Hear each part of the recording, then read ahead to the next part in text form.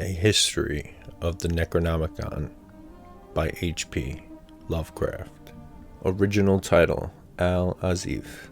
Azif being the word used by Arabs to designate that nocturnal sound made by insects, supposed to be the howling of demons. Composed by Abdul al-Hazred, a mad poet of Sana'a in Yemen, who is said to have flourished during the period of Umayyad caliphs circa 700 AD. He visited the ruins of Babylon and the subterranean secrets of Memphis, and spent 10 years alone in the great southern desert of Arabia, the Roba el-Khaliya, or empty space of the ancients, and Dana, or crimson desert of the modern Arabs, which is held to be inhabited by protective evil spirits and monsters of death. Of this desert, many strange and unbelievable marvels are told by those who pretend to have penetrated it. In his last years, Al-Hazred dwelt in Damascus, where the Necronomicon, Al-Azif, was written, and of his final death or disappearance, 738 AD, many terrible and conflicting things are told. He is said by Ibn Khaldun, 12th century biographer, to have been seized by an invisible monster in broad daylight and devoured horribly before a large number of fright-frozen witnesses. Of his madness many things are told.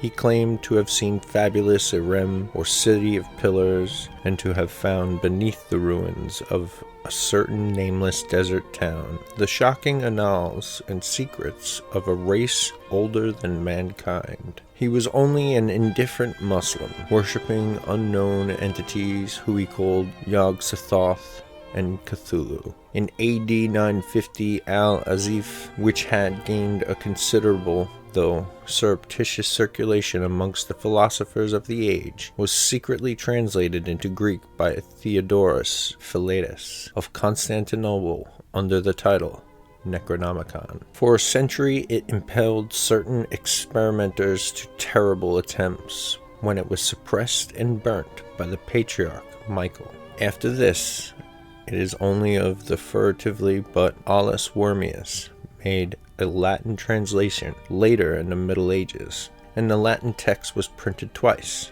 once in the 15th century in black letter, evidently in Germany, and once in the 17th, probably Spanish, both editions being without identifying marks and located as to time and place by internal topographical evidence only. The work, both Latin and Greek, was banned by Pope Gregory IX in 1232. Shortly after its Latin translation, which called attention to it. The Arabic original was lost as early as Wormius's time, as indicated by his prefatory note, and no sign of the Greek copy, which was printed in Italy between 1500 and 1550, has been reported since the burning of a certain Salem man's library in 1692. An English translation made by Dr. D was never printed, and exists only in fragments recovered from the original manuscript. Of the Latin text now existing, one 15th century, is known to be in the British Museum under lock and key, while another 17th century is in Bibliothèque Nationale in Paris. A 17th century edition is in the Widener Library at Harvard, and in the library of Miskatonic University in Arkham, also in the library of the University of Buenos Aires. Numerous other copies probably exist in secret, and a 15th century one is persistently rumored to form part of the collection of a celebrated American millionaire. A still vaguer rumor credits the preservation of a 16th century Greek text in the Salem family of Pickman. But if it was so preserved, it vanished with the artist R.U. Pickman, who disappeared early in 1926. The book is rigidly suppressed by the authorities of most countries, and by all branches of organized ecclesiasticism. Reading leads to terrible consequences. It was from rumors of this book, of which relatively few of the general public know, that R.W. Chambers is said to have derived the idea of his early novel, The King in Yellow.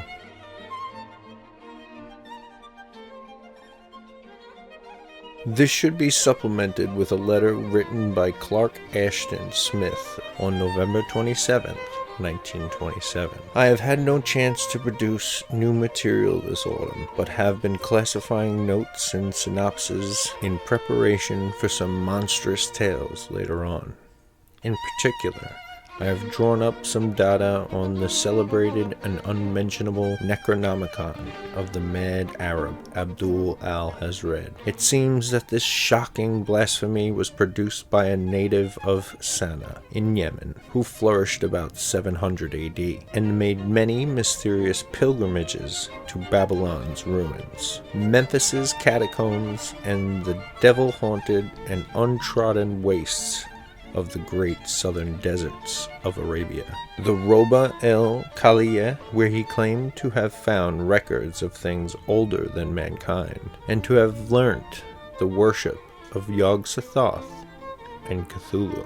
The book was a product of Abdul's old age, which was spent in Damascus, and the original title was Al-Azif. Azif, Henley's notes to Vathek, being the name applied to those strange night noises of insects, which the Arabs attribute to the howling of demons. Al-Hazred died or disappeared under terrible circumstances in the year 738. In 950, Al-Azif was translated into Greek by the Byzantine Theodorus Philatus under the title Necronomicon, and a century later it was burnt at the order of Michael, Patriarch of Constantinople.